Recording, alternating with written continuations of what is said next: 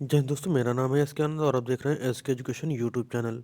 दोस्तों, जैसा कि आपने थंबनेल में देखा ही है कि आज की इस वीडियो में किस बारे में बात करेंगे, अर्थात सीटेट में जो सीडीपी आती है उसमें सीटेट की क्या पहली पसंद होती है, कहाँ कहाँ से क्वेश्चन हर साल पुटअप किए जाते हैं। जैसे आपका जीन प्याजे, वाइगोस्की और कोहलबर्ग, हावर गार्डनर, नॉन चॉम्स्की, बुद्धि के सिद्धांत, समावेशी और अक्षमताएं, एनसीएफ 2005, एनईपी 2020, पैडागोजी का मास्टर स्ट्रोक क्या है और बाल विकास के सिद्धांत क्या हैं, और अन्य जो क्वेश्चन पुटअप होते हैं सीडीपी में, उन सभी पॉइंटों पर बात करेंगे। हमारा टारगेट है इस बार आप सीडीपी में 30 में से 30 पूरे आप जो है नंबर पाएँ। और जो आपका पेपर बनता है हर साल, इस बार नहीं हर साल जो बनता है, यहाँ से क्वेश्चन हर साल पुटअप होते हैं। जिन लोगों ने पहले पेपर दे रखा है उन लोगों को पता है, और जो लोग पहली बार देंगे उनको यहाँ से क्वेश्चन जरूर मिलेगा। तो प्लीज़ वीडियो में लास्ट तक बने रहिएगा, चाहे पेपर फर्स्ट देना हो चाहे पेपर आपको सेकंड देना हो या दोनों देना हो, क्योंकि दोनों जगह यहाँ से क्वेश्चन पुटअप होते ही होते हैं। तो वीडियो पसंद आए तो इस वीडियो को लाइक व शेयर करिएगा, और इस वीडियो के बारे में आप अपने व्यक्तिगत राय नीचे कमेंट सेक्शन में ज़रूर लिखिएगा। तो चलिए देखते हैं एक ही वीडियो में इन सभी थ्योरीज को। चलिए सबसे पहले देखते हैं हम जीन प्याजो को। सबसे पहले किसको देखेंगे? हम जीन प्याजो को देखेंगे, जहां हर साल कम से कम 2 से 3 क्वेश्चन इनसे जरूर पूछा जाता है। तो दोस्तों, जो जीन प्याजे का थ्योरी है, इसको जीन प्याजे को सीटेट में इसको दामाद माने जाते हैं, क्योंकि इससे जुड़ा सवाल हर साल फिक्स रहता है। मतलब हर साल हर एक सेट में इनसे रिलेटेड क्वेश्चन आपको मिलना ही मिलना है। जैसे चलिए इनके बारे में कुछ महत्वपूर्ण बिंदुओं पर हम बात करते हैं। जैसे इन्होंने क्या कहा है बच्चों को, इन्होंने यानी जीन पियाजे ने वैज्ञानिक, इनको बच्चों को क्या कहा है? नन्हे वैज्ञानिक कहा है। बच्चों को नन्हे वैज्ञानिक किसने कहा है? जीन पियाजे जी ने कहा है। ठीक है।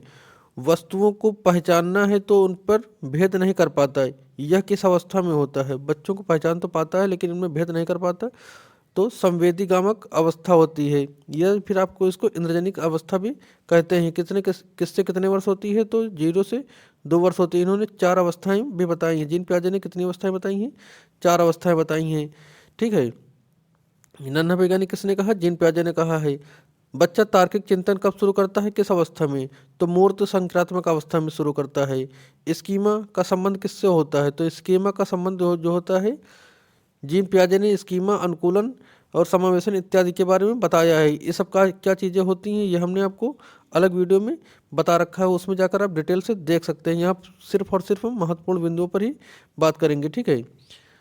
थ्योरी, जो टोटल थ्योरी है इसकी इसकी वीडियो अपलोड है चैनल पर, देख सकते हैं। दूसरा है आपका लेवाइगोस्की। लेवाइगोस्की से भी हर साल सवाल आता ही आता है।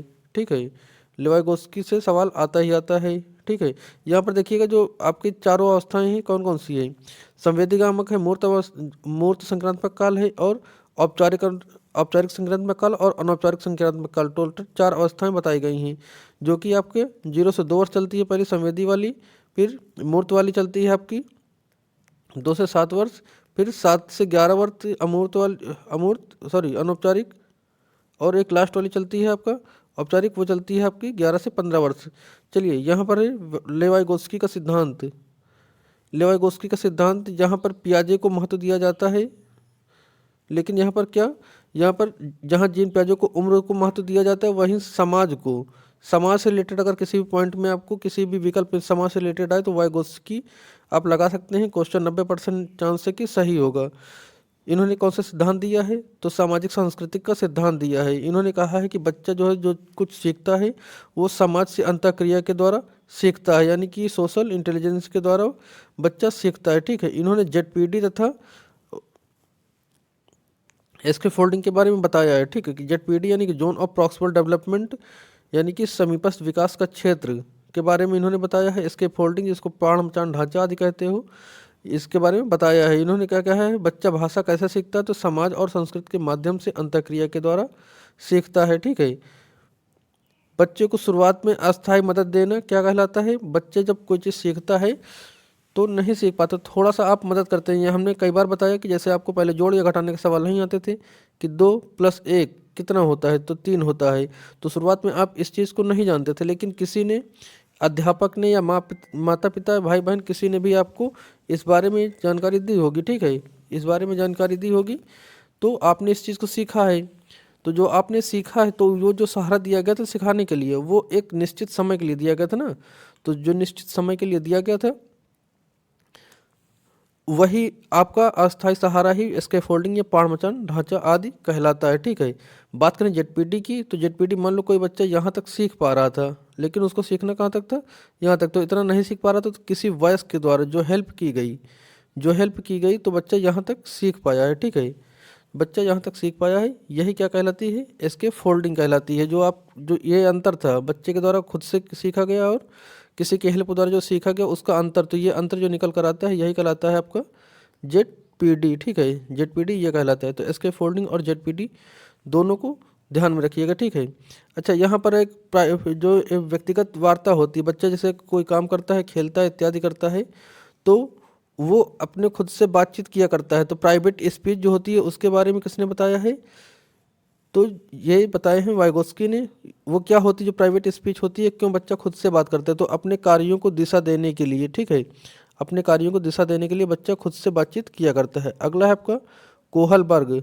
तो कोहलबर्ग जो है, इन्होंने कौन सा सिद्धांत दिया है, नैतिक विकास का सिद्धांत। देखिए, हिंज की जो है कहानी आपने सुनी होगी, वो कहानी नहीं सुनेंगे क्योंकि मुझे वीडियो को लंबा नहीं खींचना है। ठीक है। कहानी आपने सीखी होगी, हिंज की दुविधा किस सिद्धांत से जुड़ी हुई है। अच्छा, इन्होंने जो आपके चरण दिए हैं, चरण, तो कितने चरण दिया है, स्तर 3 दिए हैं इन्होंने, स्तर 3 दिए हैं और चरण इसके 6 हैं। ठीक है। 3 स्तर 6 चरण इन्होंने बताए हैं। हिंज की दुविधा किस सिद्धांत से जुड़ी हुई है, तो नैतिक विकास के सिद्धांत से जुड़ी गई है। टिट फॉर टैट, यानी कि जैसे को तैसा, किस चरण की विशेषता है, तो यांत्रिक सापेक्षता। ठीक है। अगला है अभिविन्यास, सॉरी, टिट फॉर टैट, जैसे को तैसा किस चरण की विशेषता है, तो यांत्रिक सापेक्षता अभिविन्यास की। ठीक है। नेक्स्ट है आपका कोहलबर्ग ने नैतिक विकास के कितने स्तर बताए हैं, तो हमने बताया कि 3 स्तर बताए हैं इन्होंने और 6 चरण टोटल बताए हैं। तो इस बात को भी ध्यान रखें, क्वेश्चन यहाँ से भी पुट अप होता है। अगला आपका गुड बॉय गुड गर्ल, यानी कि अच्छा लड़का अच्छा लड़की बनने की चाह किस स्तर में होती है, तो पारंपरिक स्तर, यानी कि कंटिन्यूएशन लेवल, यानी कि पारंपरिक स्तर जो होता है, इसमें अच्छा लड़का अच्छा लड़की बनने का गुण होता है बच्चे में। ठीक है। अगर आप इस थ्योरी को जो है विस्तार से देखना चाहते हैं, तो चैनल पर वीडियो जाकर अपलोड है, आप जाकर देख सकते हैं, जिसमें से जीन पियाजे, वाइगोस्की, कोहलबर्ग और जो अन्य हैं हावर्ड गार्डनर इत्यादि, उनकी वीडियो चैनल पर एक साथ एक ही वीडियो में लगभग 15-20 मिनट की वीडियो, उसमें जाके आप जो है विस्तार से देख सकते हैं। बहुत तेज़ी से हमने उसमें पढ़ाया है। ठीक है। अगला है आपका बुद्धि का सिद्धांत। तो बुद्धि का सिद्धांत किसने दिया है, हावर्ड गार्डनर ने दिया है। बुद्धि का सिद्धांत किसने दिया, हावर्ड गार्डनर ने दिया। ठीक है। बहुबुद्धि का सिद्धांत हावर्ड गार्डनर ने दिया है। दूसरों की मनोदशा को समझने वाली बुद्धि कौन सी होती है, तो अंतर्वैयक्तिक होती है। दूसरों की मनोदशा को समझने वाली बुद्धि कौन सी होती है, अंतर्वैयक्तिक होती है। खुद को समझने वाली बुद्धि अंतर्वैयक्तिक होती है। तो दोनों में अंतर देखिएगा, दूसरों को समझने वाली ये अंतर्वैयक्तिक, और जो है खुद को समझने वाली या स्वयं को समझने वाली अंतरावैयक्तिक होती है। ठीक। बुद्धिलब्धि का सूत्र क्या होता है, कई बार आपसे क्वेश्चन पूछा गया बुद्धिलब्धि का सूत्र, तो MA/CA इंटू 100, यानी कि मानसिक वायु बटे वास्तविक वायु इंटू 100। ऊपर कौन से रखेंगे, मानसिक आयु रखेंगे आप, और नीचे वास्तविक आयु रखेंगे। ठीक है। इंटू क्या करेंगे, 100 से गुणा कर देंगे, तो जो भी निकल कर आएगा ये बुद्धिलब्धि निकल कर आएगी।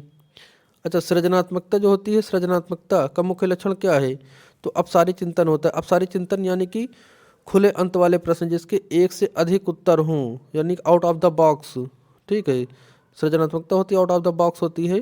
ठीक है। जिसके एक से अधिक उत्तर हो, यानी कि आतंकवाद को किस तरह से ख़त्म किया जा सके, और कौन कौन से अंकों को जोड़े कि उत्तर आपका 10 आए, यानी कि जिसके एक से अधिक उत्तर आते हों वो सभी सृजनात्मक वाले होंगे, यानी कि आउट ऑफ द बॉक्स या खुले अंत वाले अपसारी चिंतन वाले होंगे। अच्छा, आउट ऑफ द बॉक्स इसमें पूछता है इन द बॉक्स, तो यानी कि जो अभिसारी होते हैं, अभिसारी जो होते हैं ये इन द बॉक्स यानी कि बंद अंत वाले होते हैं। यानी कि महात्मा गांधी का जन्म कब हुआ, ठीक है, भारत कब आज़ाद हुआ, गणतंत्र दिवस कब मनाया जाता है, या फिर 2+3 कितना होगा। तो इस तरह के जो क्वेश्चन होते हैं वो अभिसारी वाले होते हैं, यानी कि बंद अंत वाले। यहाँ सृजनात्मकता की बात की गई थी। ठीक है। अब हम बात करते हैं समावेशी शिक्षा और अक्षमता के बारे में। तो जो समावेशी शिक्षा होती है, समावेशी शिक्षा और अक्षमताएं कौन कौन सी होती हैं, चलिए उसके बारे में हम बात करते हैं डिटेल से। यहाँ से आपका 5 नंबर पक्के हो जाते हैं, ठीक है। अच्छा, जो आपका डिस्लेक्सिया होता है, डिस्लेक्सिया किससे संबंधित होता है, तो ये पढ़ने से संबंधित होता है। डिस्लेक्सिया किससे संबंधित होता है, पढ़ने से, पढ़ने की अक्षमता यानी कि रीडिंग डिसऑर्डर होता है, ठीक है। डिस्कैलकुलिया किससे संबंधित होता है, तो ये गणितीय गणना से, डिस्कैलकुलिया गणितीय गणना से होता है। डिस्ग्राफिया किससे संबंधित होता है, तो ये लिखने से होता है। डिस्ग्राफिया यानी कि ग्राफ बनाना, लिखने से संबंधित होता है, ठीक है। समावेशी शिक्षा का अर्थ क्या होता है, तो सभी बच्चे चाहे सामान्य हो चाहे विशिष्ट हो, यानी कि कोई दिव्यांग हो, कोई सृजनशील बालक हो, कोई सामान्य बालक हो या कैसा भी बालक हो, सभी बच्चों को एक ही छत के नीचे एक ही क्लास में पढ़ाना ही समावेशी शिक्षा कहलाता है, ठीक है। और नेक्स्ट है आपका RTE 2009। RTE 2009 के अनुसार शिक्षक के लिए प्रति सप्ताह कितने घंटे कार्य करना है, तो जो है 45 घंटे काम करना होगा। अच्छा, RTE एक होता है या जो पूछता है आपका प्राइमरी लेवल पर शिक्षक और छात्र का अनुपात कितना होगा, तो प्राइमरी लेवल पर 30 छात्रों पर 1 अध्यापक होगा। अगर यह 200 से ऊपर संख्या हो जाती है तो यहाँ पर क्या हो जाएगा, यहाँ पर 35 बच्चों पर 1 अध्यापक हो जाएगा, ठीक है। वही, और कितनी दूरी पर स्कूल होना चाहिए, अभी हम प्राइमरी स्तर पर बात करें, ध्यान दीजिएगा। तो एक जो बच्चे के घर से स्कूल की दूरी कितनी होनी चाहिए, तो प्राइमरी स्तर पर 1 किलोमीटर होनी चाहिए। अच्छा, किस भाषा में यहाँ पर शिक्षा देना चाहिए प्राइमरी लेवल पर, तो कक्षा 1 से 5 तक मातृभाषा या जो आपको कि वहाँ लोकल लैंग्वेज होगी उसमें ही शिक्षा देने अनिवार्य होगा। अगर ज़रूरत पड़े या उचित हो तो आप जूनियर यानी कि 6 से 8 तक में भी आप मातृभाषा में शिक्षा दे सकते हैं, ठीक है। अब बात करते हैं उच्च प्राइमरी के बारे में, यानी 6 से 8 के बारे में। 6 से 8 के बारे में बात करें तो जो स्कूल की दूरी होगी वो 3 किलोमीटर होगी, ठीक है। स्कूल की दूरी क्या होगी, 3 किलोमीटर। और जो आपका छात्र और शिक्षक का अनुपात होगा ये लगभग आपका 40 बच्चों पर 1 टीचर होता है, ठीक है। तो इस चीज़ का भी ध्यान रखिएगा। बात करें NCF 2005 और NAP 2020 के बारे में, कुछ महत्वपूर्ण प्रश्न जो आते हैं वो उसके बारे में चलिए हम बात करते हैं। तो NCF 2005 में जो शिक्षक की भूमिका होती है वो कैसी होती, तो सुविधादाता के रूप में। जो NCF 2005 में शिक्षक की भूमिका होगी सुविधादाता के रूप में होती है। बाल केंद्र शिक्षा होती है जिसमें से जो है बच्चे को बीच में रखा जाएगा, टीचर एक तरफ होगा और पाठ्यक्रम एक तरफ होगा, बीच में आपका छात्र होगा। छात्र को जिस तरह से सीखेगा उस तरह से शिक्षक को सिखाना पड़ेगा, यानी कि सुविधादाता के रूप में टीचर काम करेगा। अगला क्वेश्चन है, कह रहा है कि बच्चे फेल होते हैं तो इसका क्या मतलब है। बच्चे फेल होते हैं तो बच्चे कभी फेल नहीं होते हैं। फेल होता है आपकी व्यवस्था, आपके सिस्टम, आपका पढ़ाया हुआ जो आपका क्रियाकलाप था वो, मतलब जो आपने व्यवस्था दी, जिस तरह से बच्चे को आपने पढ़ाया है तो आप सही तरीके से पढ़ा नहीं पाए, इसलिए बच्चा फेल हुआ है। बच्चा कभी फेल नहीं होता, आपकी व्यवस्थाएं, आपका सिस्टम हमेशा फेल होता है कक्षा 8 तक, ठीक है। नेक्स्ट है NAP 2020 किस फार्मूले पर आधारित है। वर्तमान में जो NAP 2020 है उसका फार्मूला क्या है, तो 5 + 3 + 3 + 4, यानी कि इसमें क्या हो जाएगा, हमने कई बार इस NAP 2020 RT 2009 हर चीज़ को एकदम विस्तार से अलग अलग पढ़ाया हुआ, जाकर एक एक वीडियो को आप अच्छे से देख सकते हैं। पहले क्या चल रहा था, पहले 10+2 चल रहा था ना, पर अब 10+2 को ख़त्म कर दिया गया है। यहाँ पर चलेगा आपका जो क्या बोलते हैं आंगनवाड़ी होता है, आंगनवाड़ी, यहाँ पर आंगनवाड़ी और प्री प्राइमरी बच्चे जो है लगभग 3 साल आंगनवाड़ी पढ़ेगा, 2 साल प्री प्राइमरी यानी कि कक्षा 1 से 2 तक पढ़ेगा। फिर यहाँ पर 3 से 5 आता है, ठीक है। यहाँ पर ये आ जाएगा आपका 6, 7 और 8 की क्लास यहाँ पे होंगी। ये वाला होगा 9, 10, 11 और 12। तो ये आपका टोटल बनता है 5 + 3 + 3 + 4, ठीक है। तो इस पर बेस्ड है।